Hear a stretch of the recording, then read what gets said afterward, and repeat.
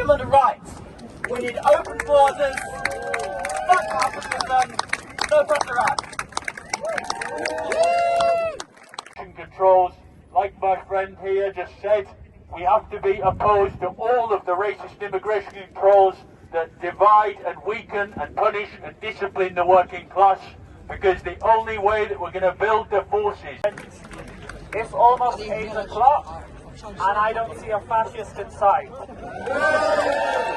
I don't see a fascist in sight because of us.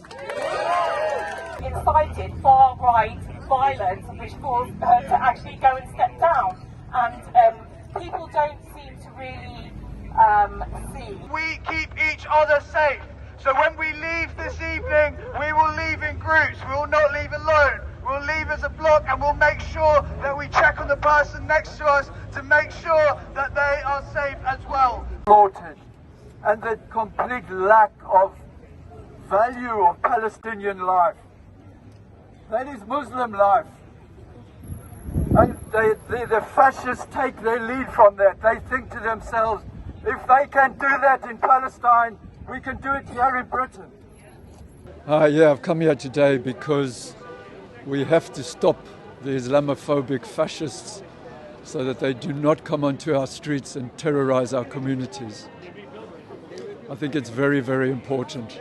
What is happening in this country today is the result of many, many years of politicians and the media encouraging people, encouraging racism, encouraging fascism to intimidate ethnic minorities, black and brown people in Britain, and it's just no good, and we will not stand for it.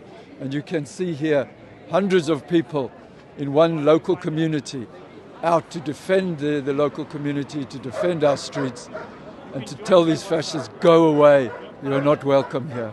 Encouraging to see so many people out here to oppose racism in this borough, because the only thing that can defeat racism on our streets is organised force, is people coming out to fight back and show them that they won't stand unopposed. When was it? How ridiculous is it that filthy rich people in our midst have convinced the poorest in our midst that it is the poorest from around the world that are their threat, that threaten to take away their houses, that threaten to take away their jobs, that threaten to take away their wealth? How is it that we have fallen to this trap, to this joke, to this lie? And one of their instigators, Tommy Robinson, is a fascist, and we have to make sure that we label them as such. And let's not forget that what we've seen in the last week is directly a product of them feeling emboldened after Tommy Robinson's march in Trafalgar Square. And the reason that the media... Absolutely. I mean, what we've seen from the politicians and the media is to not call it Islamophobia, to not call them fascists, to call it disorder and protests instead of riots and pogroms, which they really are.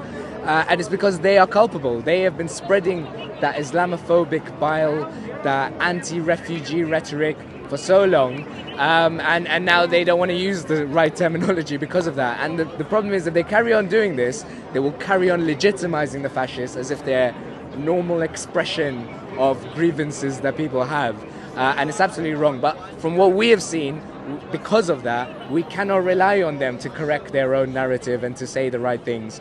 We need to implement that on the ground and on the streets, and that's what we're doing. Say it clear! Refugees are welcome here! Say it loud! Say it clear! Refugees are welcome here!